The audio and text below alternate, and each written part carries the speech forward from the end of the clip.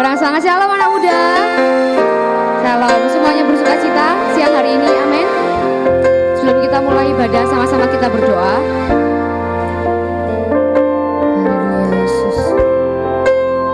Haleluya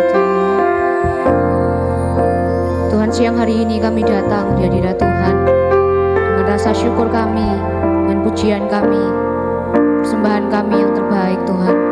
Kami rindu meskipun waktu ibadah kami singkat, kami rindu memberikan yang terbaik untuk Tuhan siang hari ini. Tuhan tolong kami, supaya kami Tuhan bisa menyembah Engkau dengan roh dan dengan kebenaran. Kami membawa yang terbaik dari hidup kami Tuhan, untuk kemuliaan nama Tuhan. Kami tahu Tuhan, Kau pribadi yang layak kami puji, Kau pribadi yang layak kami sembah. Biarlah setiap kami, dari diri kami masing-masing, dari kedalaman hati kami, Tuhan, yang penuhi kami dengan kuasa-Mu Tuhan. Siang hari ini kami rindu untuk bertemu dengan Engkau Tuhan. Terima kasih Tuhan, terima kasih.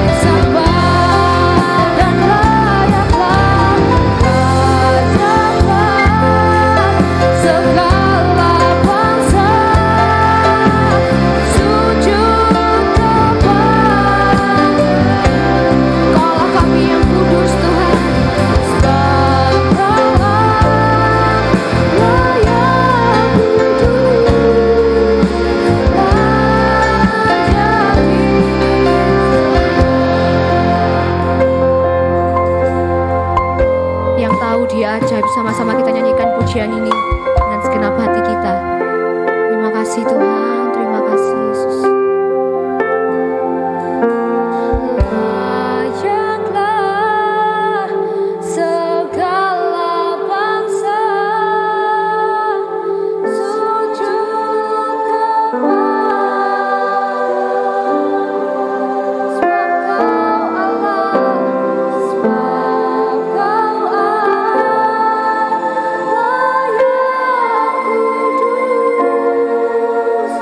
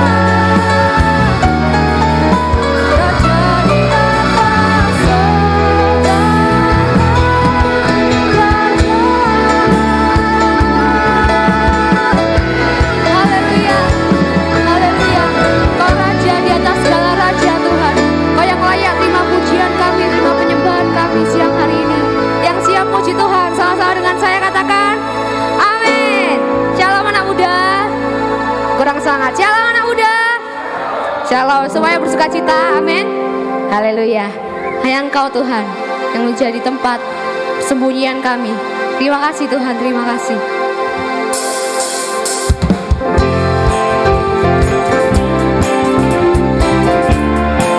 Kami bersyukur karena karya-Mu Tuhan.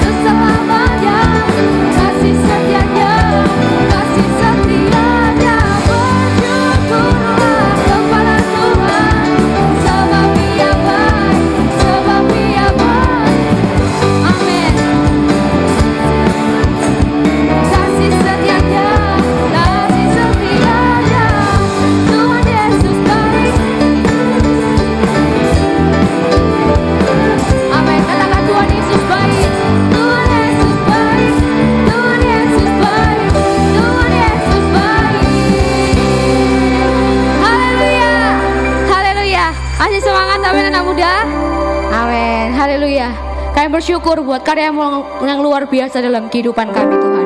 Haleluya Yesus.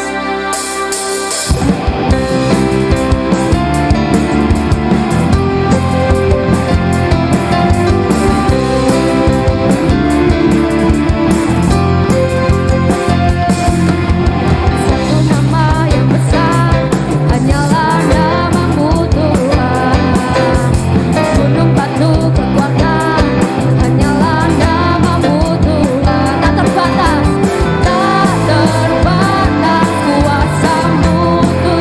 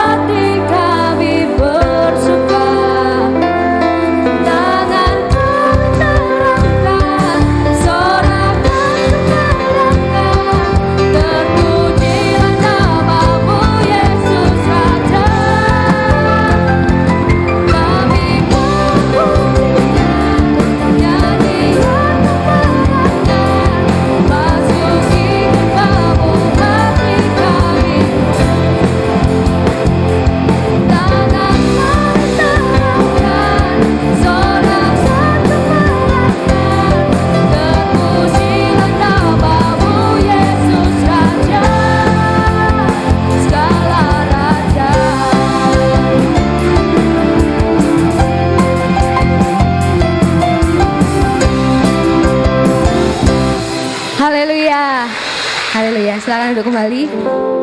Haleluya Tuhan. Hanya Engkau Allah dalam kehidupan kami, yang memberikan kepada kami kasih yang tiada batasnya Tuhan. Kasih yang tanpa syarat. Terima kasih Tuhan. Kasih-Mu yang menguatkan kami, yang membuat kami mampu berdiri sampai hari ini. Apapun yang kami alami Tuhan, kami mau terus belajar untuk kami mengasihi Tuhan. Terima kasih.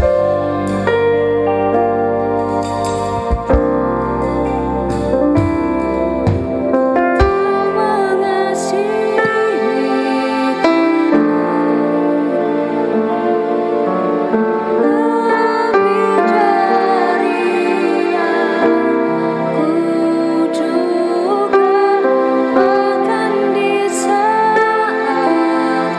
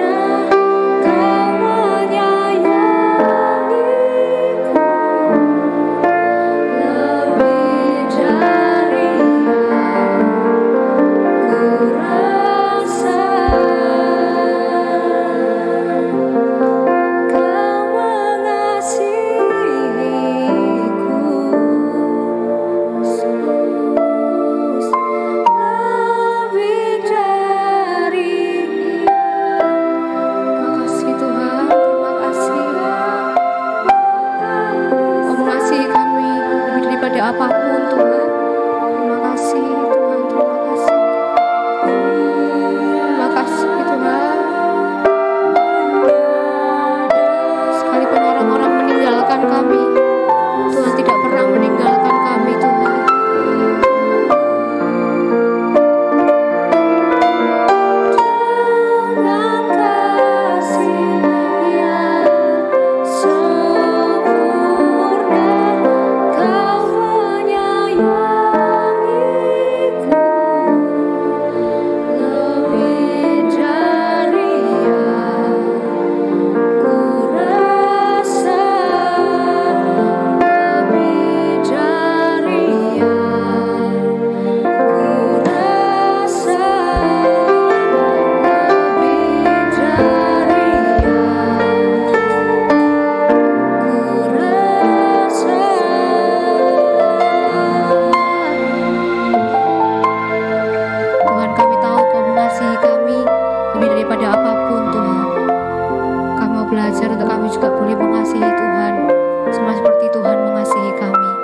Terima kasih Tuhan, terima kasih.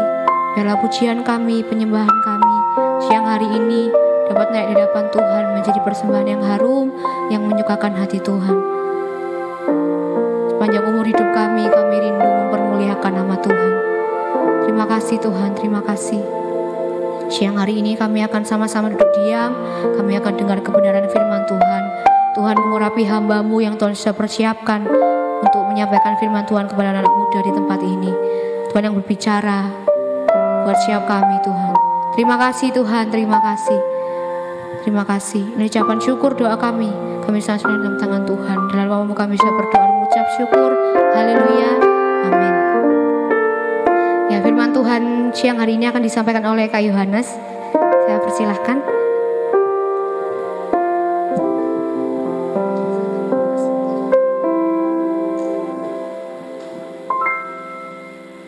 Ya, shalom, shalom, puji Tuhan. Ini untuk kesekian kalinya saya boleh melayani di tempat ini, boleh menyampaikan kebenaran firman Tuhan di ibadah youth. Udah mungkin tahun lalu ya. Ya, bagi yang belum kenal, perkenalkan nama saya Yohanes Tommy.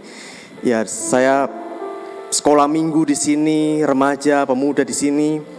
Saya melayani juga sekolah minggu waktu itu, dan saya harus melayani Tuhan di sebuah gereja di Tulungagung. Dan siang hari ini saya boleh kembali lagi untuk melayani saudara-saudara sekalian. Ya, siang hari ini kita akan belajar satu kebenaran firman Tuhan yang mungkin sudah tidak asing lagi bagi kita, yaitu taste and see. Kecaplah dan lihatlah. Langsung twing, muncul sebuah nada. Kalau dengar istilah kecaplah dan lihatlah, pasti langsung kita bernyanyi, otomatis bernyanyi. Ada yang bisa lagunya? Ada yang bisa? Kecaplah dan lihatlah, betapa baiknya Tuhan itu. Rasakan dan nikmati kasih setia Tuhan. Oke. Ya, hari ini kita akan merenungkan tentang kecaplah dan lihatlah, betapa baiknya Tuhan itu. Seringkali ketika kita menyanyikan ini, kita mengira bahwa oh, Tuhan memang baik. Aku percaya itu. Tidak diragukan lagi kebaikan Tuhan. Ya, enggak mungkin Tuhan itu tidak baik, tidak mungkin Tuhan itu jahat, ya. Jadi ketika kita membaca ayat ini, kecaplah dan lihatlah betapa baiknya Tuhan. Oh, ini merupakan ajakan untuk kita ini menikmati kebaikan Tuhan dalam kehidupan kita. Tapi masalahnya, meskipun kita sering menyanyikan ini, meskipun kita sudah gak asing dengan ayat ini, kenapa ya kok banyak orang Kristen, khususnya anak-anak muda seperti kita, ketika kita menghadapi satu masalah, dibenturkan dengan suatu peristiwa yang mengecewakan, yang pahit, yang membuat kita marah, di dalam hati ini bermacam-macam. Ada yang menyalahkan Tuhan, Kenapa kok Tuhan izinkan seperti itu? Kenapa Tuhan izinkan hal ini terjadi? Tuhan ini gimana sih? Tuhan kok jahat sih? Katanya Tuhan tuh baik. Mungkin ada orang-orang yang terang-terangan protes sama Tuhan seperti itu. Atau mungkin ketika kita menghadapi permasalahan, kita nggak berani protes dengan mulut kita. Tapi kita cuma menangis. Kok sampai kayak gini sih? Mungkin gak protes sama Tuhan, tapi gak terima dengan keadaan yang terjadi. Atau mungkin gak sampai istilahnya nelongso. Di saat kita menghadapi satu permasalahan, lalu kita putus asa, kita menyerah. Udahlah, aku gak mau tahu lagi aku capek. Udah, aku menyerah. Aku berhenti sampai di sini aja. Sebenarnya di dalam hati kita berkata bahwa Tuhan itu kok gak baik. Jadi ada yang terang-terangan protes, ada yang cuma menangis, ada yang cuma menyerah. Tapi sebenarnya sama, ketika diperhadapkan satu permasalahan yang berat, yang sakit, kita ini bilang, kok gak sesuai ya dengan ayat ini ya? Kok gak sesuai ya dengan nyanyian di gereja bahwa Tuhan itu baik ya? Kalau Tuhan baik, kenapa semuanya yang terjadi ya? Pada dasarnya itu sama. Jadi Tuhan itu memang baik. Saya sangat bersemangat untuk menyampaikan kebenaran ini. Tuhan itu baik. Tadi dikatakan di pujian, Yesus itu baik. Tapi kebaikan Tuhan itu nggak bisa otomatis langsung kita alami. Kebaikan Tuhan itu nggak mudah untuk kita sadari. Tadi juga dikatakan di kasih Tuhan itu tanpa kita sadari. Kebaikan Tuhan tidak otomatis kita langsung tahu, oh Tuhan itu baik. Ada caranya, ada jalan untuk mengalami kebaikan Tuhan. Caranya bagaimana? Taste and see. Kecaplah dan lihatlah. Kita buka Mazmur pasal 34. Mazmur pasal yang ke-34. Ya, next. Saya sudah tampilkan di situ. Kita baca sama-sama 2, 3. Kecaplah dan lihatlah betapa baiknya Tuhan itu. Berbahagialah orang yang berlindung padanya. Ada satu kebenaran yang tersembunyi di balik ayat ini. Kecaplah. Yang namanya kecap itu pasti pakai indera apa ini? Mengecap. Bukan cap jempol ya. Mengecap pakai apa ini? Pakai lidah. Rasakan. Itu mengecap. Lihat pakai penglihatan. Di sini bukan lihatlah dan kecaplah, tapi kecaplah dulu baru melihat. Ada satu rahasia yang besar yang harus kita pahami bahwa ini loh jalan untuk kita mengalami kebaikan Tuhan. Jadi ketika kita udah paham tentang hal ini, kita mengecap dulu, lalu kita melihat kebaikan Tuhan. Masalah seberat apapun kita nggak bakal bilang bahwa Tuhan itu tidak baik. Apa yang dimaksud dengan kecaplah dan lihatlah? Saya minta seseorang yang saya kenal, yang saya masih ingat namanya, Matthew ya, bisa maju ke depan.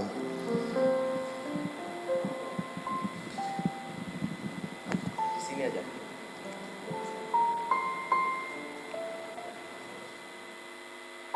Ada di depan? Oke. Matthew, ini rumahnya ada di belakang rumah saya ya. Bukan di bagian belakang tapi blok belakangnya. Saya berikan ilustrasi yang sangat mudah. Hadap depan terus. Saya punya sesuatu yang Matthew nggak tahu. Tapi saya akan tunjukkan, bener loh ya, jangan hadap ke belakang. Saya akan tunjukkan ada sesuatu yang ingin saya masukkan ke dalam mulut Matthew. Matthew sekarang tutup mata dan buka maskernya. Matthew nggak tahu apa ini.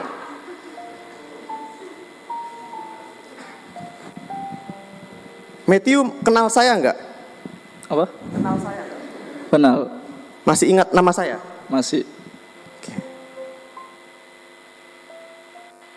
Ada sesuatu di tangan saya yang kamu nggak tahu. Apakah ini benda yang bisa dimakan ataukah bukan? Apakah ini empuk ataukah ini keras? Apakah ini manis ataukah ini pahit, pedas, asin? Apakah ini menyehatkan ataupun meracunkan? Nggak tahu. Yang ada di tangan saya ini ada sesuatu yang nanti saya akan masukkan ke dalam mulut Matthew. Tetap tutup mata, karena langkah yang pertama adalah mengecap. Oke, mengecap. Sekarang buka mulut Matthew. Perasaanmu gimana, Matthew? Apa? Perasaanmu gimana? Deg-degan. Deg-degan. Meskipun Matthew ini kenal dengan saya, kita saling mengenal, tapi tidak melakukan aktivitas sehari-hari bersama. Tapi paling tidak kenal. Itu pun masih deg-degan, betul? Sekarang buka mulutmu. Ketika ada sesuatu benda yang menyentuh bibirmu, kamu langsung gigit ya. Jadi nggak sampai jari saya masuk. Oke, 1, 2, 3. Gigit, gigit, gigit. Oke. Jangan buka mata. Enak ya? Enak. Oke, silakan duduk. Terima kasih. Buka mata. Ya. Nanti bayarnya nanti ya. Kecaplah dulu baru melihat. Mana yang lebih mudah?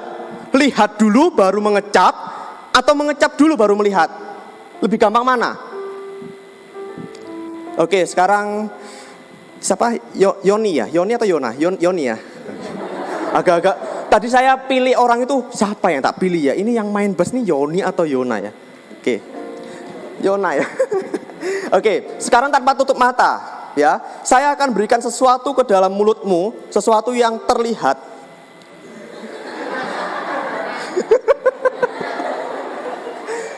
Enggak seperti Matthew. Dia percaya meskipun dia deg-degan tapi dia mau membuka mulutnya. Sekarang buka mulutmu. Oke, thank you. Ada satu rahasia yang menarik. Firman Tuhan tidak katakan lihatlah dan kecaplah kebaikan Tuhan, tapi kecaplah dulu baru melihat. Karena kalau kita melihat dulu, belum tentu kita mau apa yang akan diberikan Tuhan. Tuhan mau menyodorkan sesuatu kepada kita, tapi kalau kita mau melihat dulu, Tuhan tak lihatnya dulu Tuhan. Belum tentu kita mau menerima apa yang diberikan Tuhan. Kalau Tuhan baik, apapun yang Tuhan berikan itu pasti baik. Tapi kalau kita belajar Alkitab, Tuhan yang baik memberikan hal yang baik, tapi itu tidak instan. Ada sesuatu yang pahit yang Tuhan sodorkan ke dalam mulut kita. Ada sesuatu yang menyakitkan yang Tuhan izinkan dalam kehidupan kita. Itulah sebabnya Tuhan tidak suruh lihatlah dulu, tapi kecaplah. Kalau mengecap dulu, belum melihat, berarti kita harus menutup mata.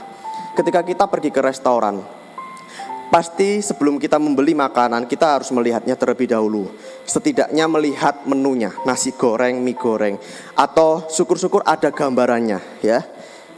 Nasi gorengnya tampilannya seperti apa, warnanya seperti apa. Syukur-syukur di meja sebelah itu sudah ada orang yang makan nasi gorengnya, aromanya wangi. Itu akan membuat kita yakin. Kalau kita melihat dulu bentuk makanannya seperti apa, kita akan semakin yakin kita mau mengecapnya.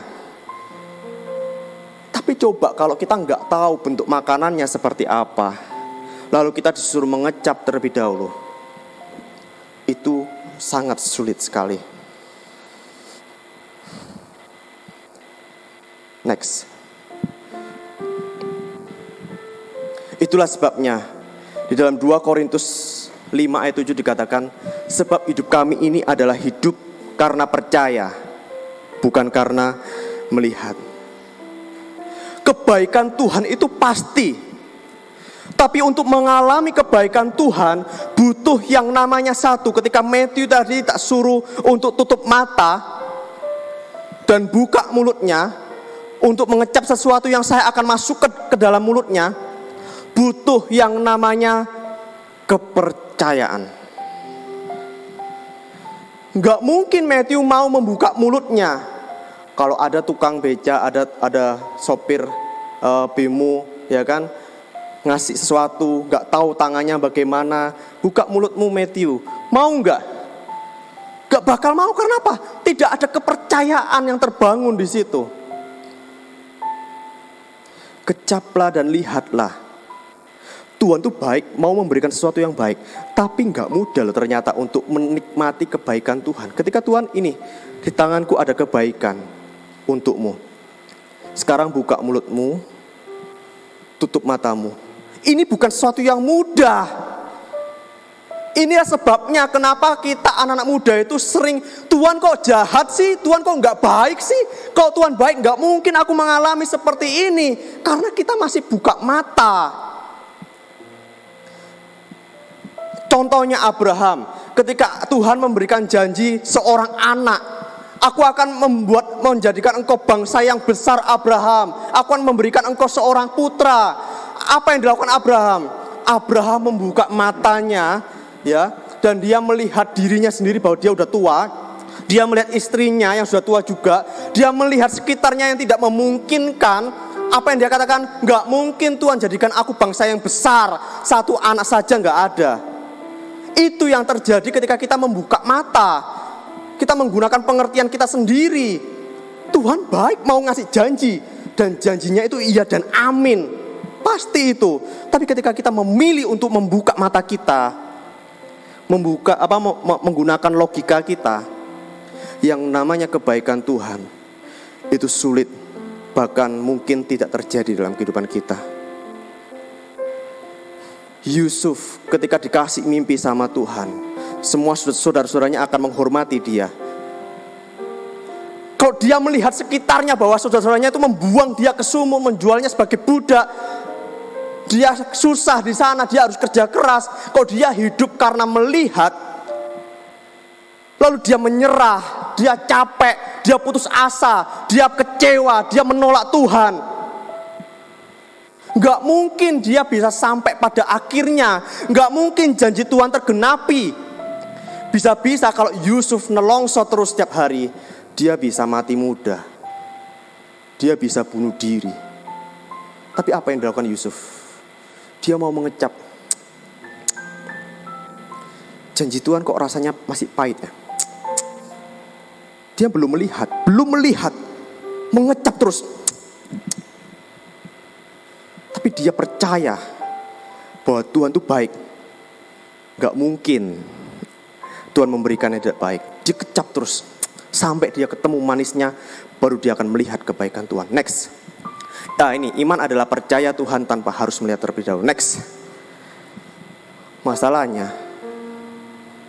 yang namanya percaya itu bukan sesuatu yang otomatis.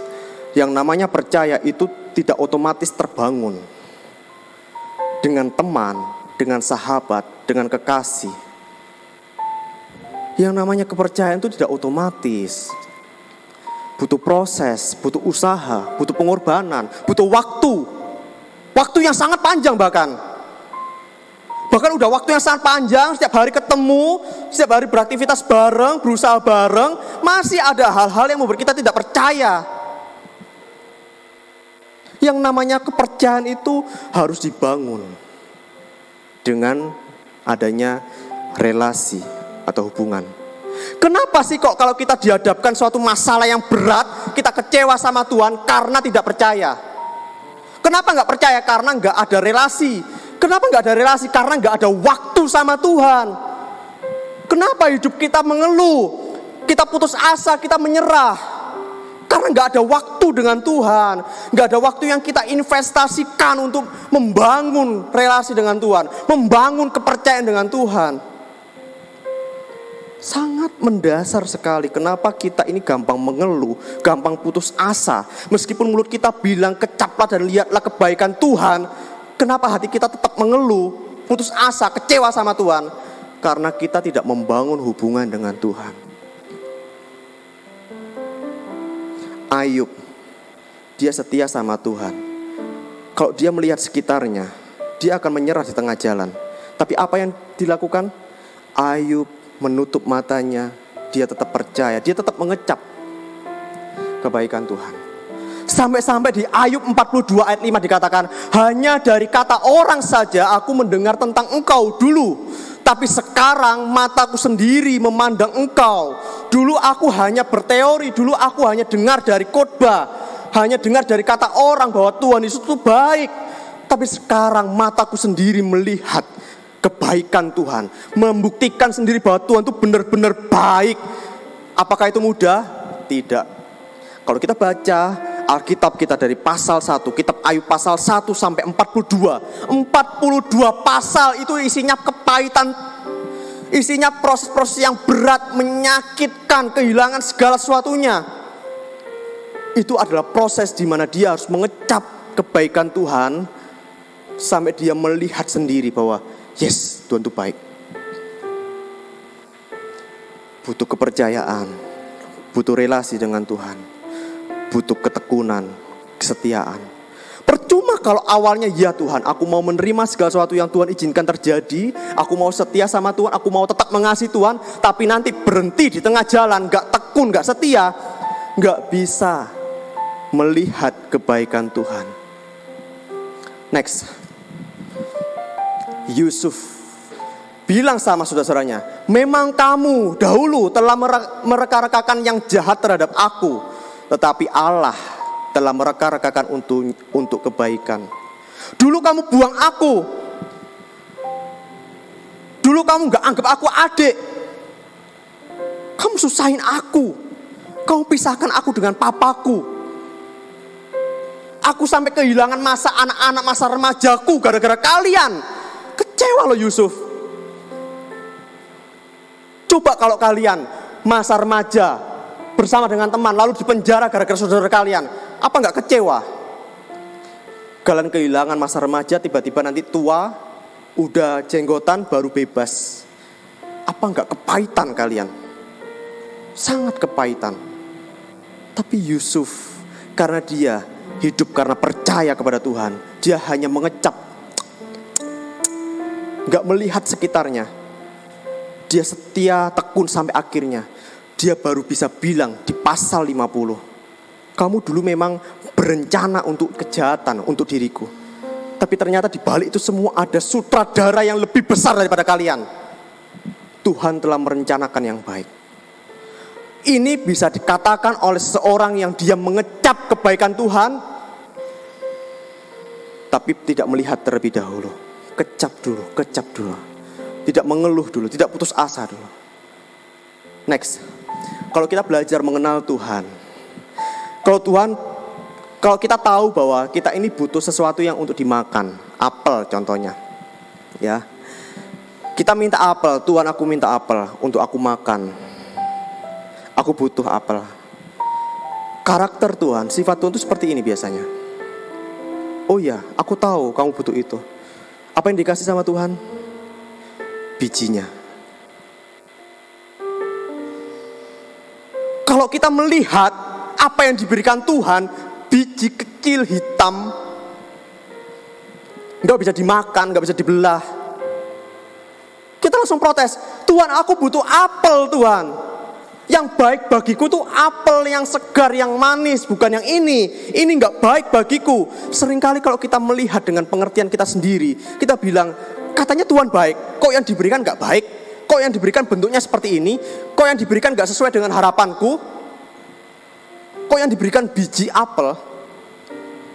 Padahal justru melalui biji apel itu ketika kita setia menanamnya, merawatnya, bukan hanya satu apel yang dimakan langsung habis, tapi dia bisa banyak bertumbuh, berbuah banyak, lebih dari satu apel.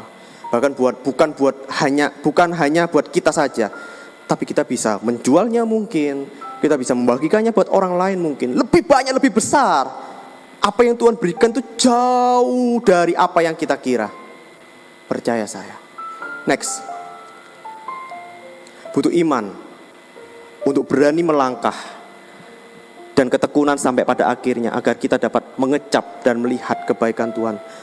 Iman untuk menerima segala sesuatu yang Tuhan berikan ketika masalah datang.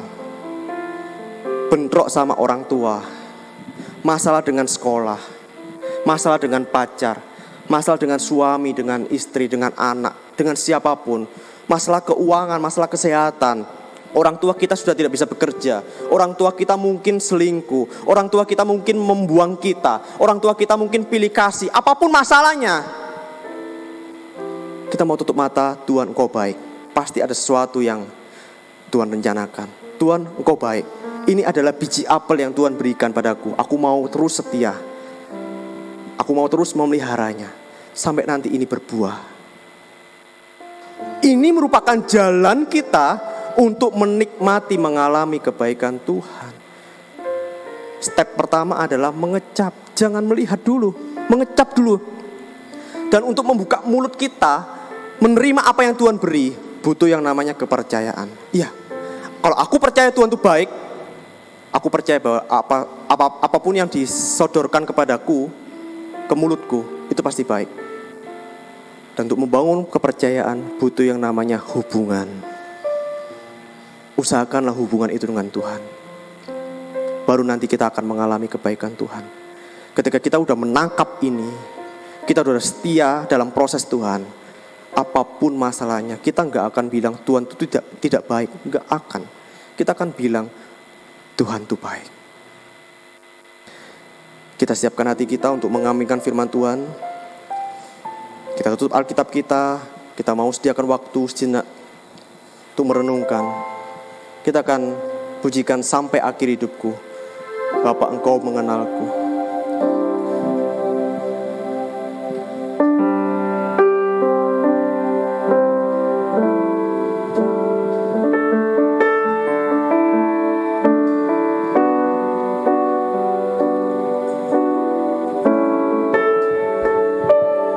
Kita semua bangkit berdiri.